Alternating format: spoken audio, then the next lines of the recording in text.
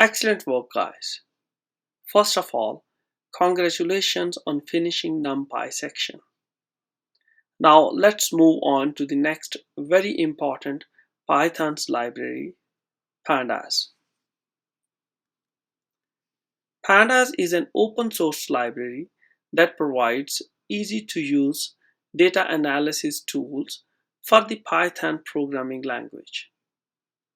This is built on NumPy, and that provides a reason to learn NumPy first.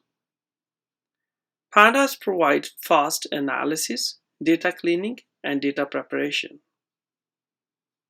It excels performance and productivity for the user.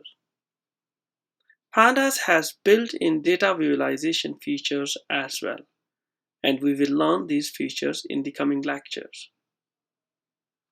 Pandas can work with data from a wide variety of sources, and we will see how different type of different source data from different sources can be simply imported in Pandas. Now you need to install this library.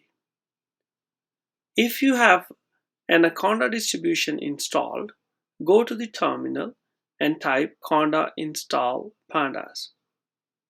If you don't have an Anaconda distribution installed, you can use pip command, pip install pandas.